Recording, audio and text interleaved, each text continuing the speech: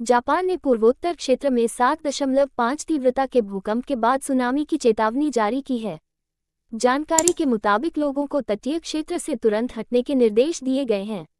भूकंप के झटके के बाद सुनामी का अलर्ट। जापान ने पूर्वोत्तर क्षेत्र में 7.5 तीव्रता के भूकंप के बाद सुनामी की चेतावनी जारी की है। खबरों के मुताबिक नए साल के पहले दिन सोमवार को उत्तरी मध्य जापान में 7.4 तीव्रता का भूकंप आया। जापान मौसम विज्ञान एजेंसी ने इशिकावा, निगाटा और तोयामा प्रांत के तटीय क्षेत्रों में सुनामी की चेतावनी जारी की है। एनएचके की रिपोर्ट के मुताबिक निगाटा प्रांत का काशिवाकी शहर से 40 सेंटीमीटर दूर था भूकंप का केंद्र। रिपोर्ट के अनुसार होकुरिकु इलेक्ट्रिक पावर ने कहा कि वह अपने परमाणु ऊर्जा संयंत्रों में किसी भी अनियमितता की जांच कर रहा है।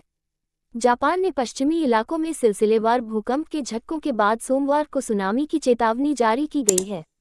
जापान मौसम विज्ञान एजेंसी ने इशिकावा और आसपास के प्रांतों में भूकंप आने की सूचना दी, जिनमें से एक की प्रारंभिक तीव्रता 7.4 मापी गई है। जापानी सार्वजनिक प्रसारक एनएचके टीवी ने चेतावनी दी कि सुनामी आने के बाद समुद्र में पानी की धार 5 मीटर 16.5 फीट तक पहुंच सकती है और लोगों से जितनी जल्दी हो सके ऊंची भूमि या पास की इमारत की चोटी पर भागने का आग्रह किया गया है। फिलहाल भूकंप से किसी तरह के नुकसान की कोई खबर नहीं मिली है।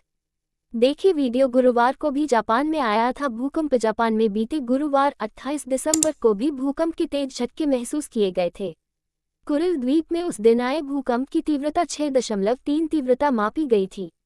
हालांकि इसमें किसी के हताहत होने की खबर सामने नहीं आई थी।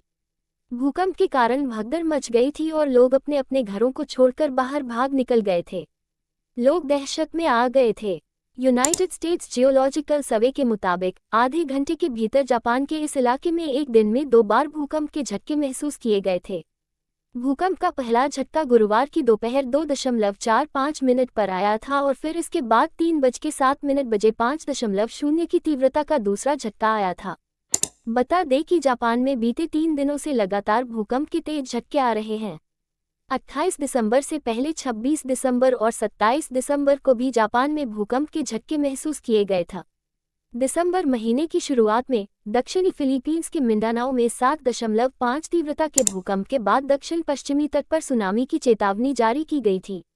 वहीं 5 मई को जापान के पश्चिमी इशिकावा प्रांत में 6.5 तीव्रता का भूकंप आया था, जिसमें कई लोग घायल हो गए और कुछ इमारतें ढह गई थीं। आपको